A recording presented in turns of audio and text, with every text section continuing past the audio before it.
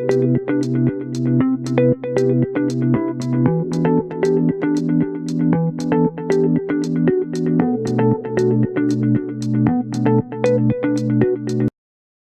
တယောက်မွေးလာပြီဆိုရင်လေသူ့ဘဝရဲ့ပထမဆုံး28ရက်ကအရင်အရေးကြီးပါတယ်အဲ့ဒါကိုရွှေရောင်လားဆိုပြီးတော့တင်းစားကြတယ်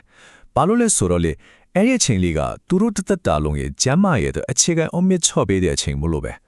ဆိုတော့ဒီကာလမှာမမကန်ကန်လေးပြုစုဆောင်ရှောက်ပေးလိုက်တာနဲ့တင်ခလေးရဲ့အနာဂတ်ကိုပုံဖော်ပေးလိုက်တယ်လို့ပါပဲ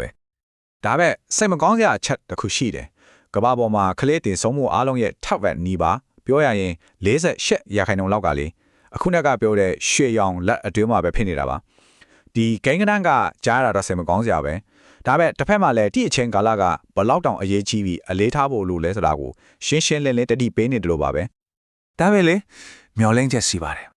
အားတက်စရာအကောင်းဆုံးသတင်းကဘာလဲဆိုတော့အဲ့ဒီတေဆုံးမှုအများစုကိုတကယ်ကခွဲလို့ရတယ်ဆိုတာပါပဲအရန်ခက်ခဲတဲ့နည်းလမ်းမဟုတ်ဘူးနော်ရိုးရိုးရှင်းရှင်းနဲ့အချိန်မီပြုစုစောင့်ရှောက်ပေးလိုက်ရုံနဲ့ကလေးလေးတွေအသက်ကိုကယ်နိုင်ပါရဲ့အဲ့ဒါကပဲဒီနေ့ကျွန်တော်တို့အဓိကပြောချင်တဲ့အကြောင်းအရာပါပဲကဲဒီတော့ဒီအေးကြီးတဲ့ပထမဆုံးတလောက်ကိုဘယ်လိုဖြတ်တိုင်းရမလဲဇာတ်တပိုင်းဟင်းစီကြီးလိုက်ကြရအောင်မိဘရောကလေးကိုဖြူစုဆောင်ရှောက်ပေးမဲ့သူတွေတော့ပါလိုက်လို့လွယ်တယ်ဒါပေမဲ့ကလေးအသက်ကိုကယ်နိုင်တဲ့လက်တွေ့ကျတဲ့နီလန်တွေကိုတစ်ခုချင်းပြောပြသွားပါမယ်ကဲအရင်ဆုံးအရေးကြီးဆုံးအချိန်ကိုပြောအောင်အဲ့ဒါကတော့ကလေးမွေးပြီးပထမဆုံးတစ်နာရီပဲဒီအချိန်လေးမှလွတ်လိုက်တဲ့ຢာတွေကကလေးရဲ့ကျန်းမာရေးပေါ်မှာအကြီးမားဆုံးတက်ရောက်မှုရှိပါတယ်မွေးပြီးချင်းလုပ်ရမယ်အဓိကအချက်3ချက်ရှိပါတယ်ပထမအချက်ကခလေးကိုနှွေးထွေးထားဖို့ပဲခလေးကိုမွေးပြီးချင်း6တွေ့အောင်အသားရတုပ်ပေးလိုက်မယ်ပြီးတာနဲ့မိခင်ရဲ့ရင်ဘတ်ပေါ်မှာအသားချင်းထိကတ်ထားပေးတာကခလေးရဲ့ကိုယ်အပူချင်းကိုထိန်းညစ်ပေးဖို့အကောင်းဆုံးနည်းလမ်းပဲဒုတိယအချက်ကတော့ပထမတနာရီအတွင်းမှာမိခင်နို့စတိုက်ဖို့ပါပဲဒီချိန်မှာထွက်တဲ့နို့ဦးရေကိုလိုစထရမ်လို့ခေါ်တဲ့အရာကလည်းခလေးအတွက်ပထမဆုံးတဘာဝကာကွယ်ဆေးလို့တော့ပြောလို့ရတယ်သူမှာပါတဲ့ပဋိပစ္စည်းတွေကခလေးကိုယောဂပူတဲ့အန်တဲကနေကာကွယ်ပေးမဲ့အတိုင်းကြီးတစ်ခုလိုပဲအစွမ်းထက်ပါတယ်ဟုတ်ပြီအရေးကြီးဆုံးပထမတနာရီပြီးသွားတော့နောက်တစ်ဆင့်အနေနဲ့ကလေးရဲ့ဘေးကင်းလုံခြုံမှုနဲ့ကျန်းမာရေးအတွက်နေ့တိုင်းလုပ်ပေးရမယ့်အရာတွေကိုစက်ကြည့်ကြအောင်အရန်ရေးကြီးတဲ့အချက်တစ်ခုကိုမှတ်ထားရမယ်အဲ့ဒါကကလေးကိုမွေးပြီးချင်းရေမချိုးပေးဖို့ပဲအနည်းဆုံးတော့24နာရီစောင့်တင်တယ်ဘာလို့လဲဆိုတော့စောစောရေချိုးလိုက်ရင်သူတို့ရဲ့ကိုယ်ပူခြင်းကအန်တရာယ်ရှိတဲ့အထိထိုးချသွားတတ်လို့ပါ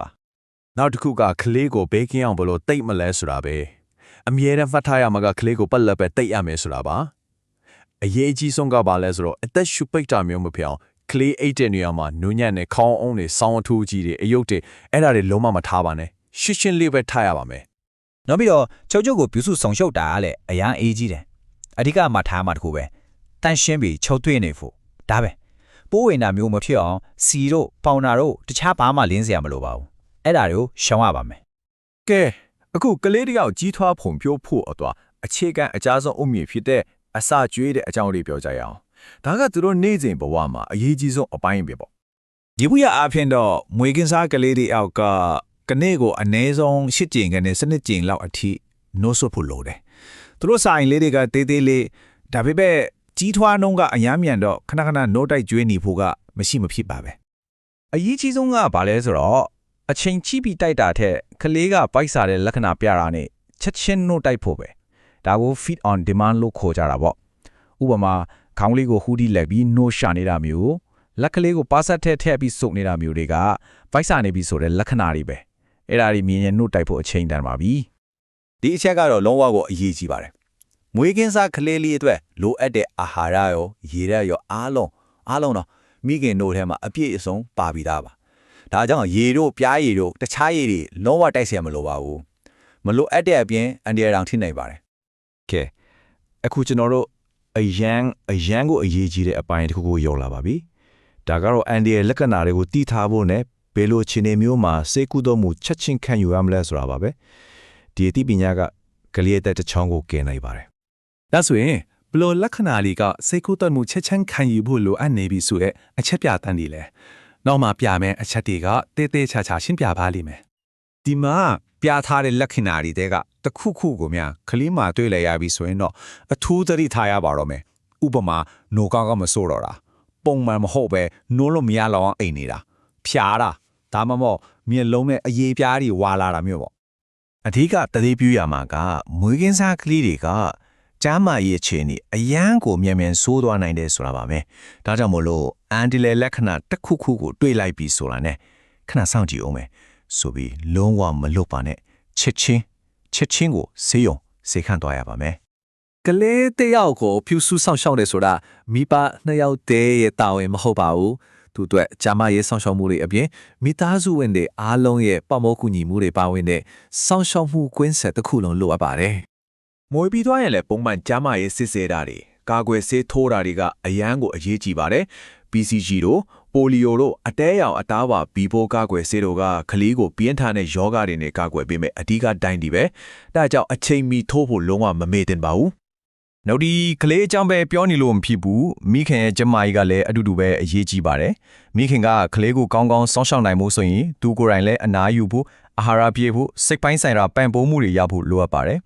နောက်ထပ်တစ်ချက်ကကလေးကိုပြင်ပကရောဂါပိုးတွေမဝင်အောင်လို့အစောပိုင်းရက်တက်တွေမှာအိတ်သက်အလားသွားကူတက်နိုင်တဲ့လောက်ကန့်သက်ထားတာအကောင်းဆုံးပါပဲ ပြီးတော့အားလုံးကိုပြန်ပြီးခြုံကုန်ကြည့်လိုက်ရအောင်မွေးကင်းစားကလေးတယောက်အသက်ရှင်တန်ရေးကအဓိကတော့ချက်၅ချက်ပဲရှိတယ်ရိုးရှင်းပါတယ်အဲ့ဒါတွေကတော့နှွေးထွေးခွေးထားဖို့မိခင်တို့တိုက်ကျွေးဖို့တကိုယ်တွေတန့်ရှင်းဖို့ကာကွယ်ဆေးထိုးဖို့နဲ့အန်ဒီရဲ့လက္ခဏာတွေကိုဂရုတစိုက်စောင့်ကြည့်နေဖို့ပါပဲ